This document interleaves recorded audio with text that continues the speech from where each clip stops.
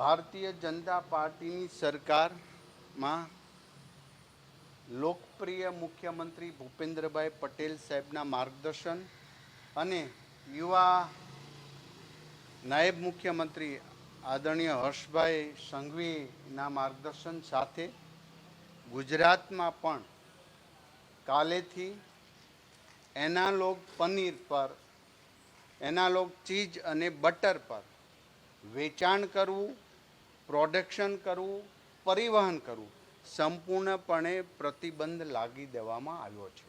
સાહેબ, છત્રાલ જીઆઈડીસીમાં 1.67 કરોડનો પામ ઓઇલનો જથ્થો મળી આવ્યો છે. ફૂડ અને ડ્રગ્સ વિભાગની અમારી ટીમ 32 વેન જે છે એમાં 25 વેન સાથે રાઉન્ડ ધ ક્લોક ફરીને તમામ પ્રકારના ટેસ્ટ સાથે બાતમીના આધારે જ્યાં જ્યાં તપાસ કરી છે ત્યાં આવી અનસેફ વસ્તુ મળતી હોય છે, જે ઘી બનાવવા માટે પામ ઓઇલનો ઉપયોગ કરે છે. આ પામ ઓઇલનો ઉપયોગ એનાલોગ પનીર બનાવવામાં કરે છે, શુદ્ધ પનીર હોતું નથી. માટે દરેક રેસ્ટોરન્ટ, દરેક ડેરી પ્રોડક્ટ વેચાણ મોલ, કોઈ પણ જગ્યા પર એનાલોગ પનીર અને એનાલોગ ચીઝ અને બટર આનું વેચાણ પણ નહીં કરી શકે, ઉત્પાદન પણ નહીં કરી શકે અને પરિવહન પણ ગુજરાતમાં કરી શકશે નહીં. સાહેબ, આ ટાસ્ક ફોર્સની રચના કરવામાં આવશે કે કેમ? કારણ કે અત્યારે ફૂડ એન્ડ ડ્રગ વિભાગની અંદર અધિકારીઓની ક્યાંક અછત વર્તાઈ રહી છે.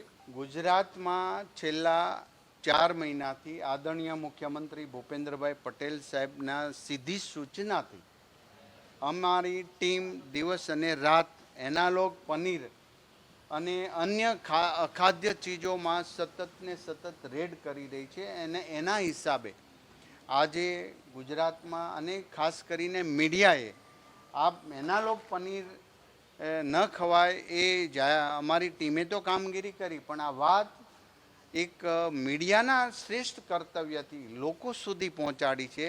અને આજે બધા જ લોકોને જાગૃત થઈ ગયા છે કે આ એનાલોગ પનીર એ શુદ્ધ પનીર નથી.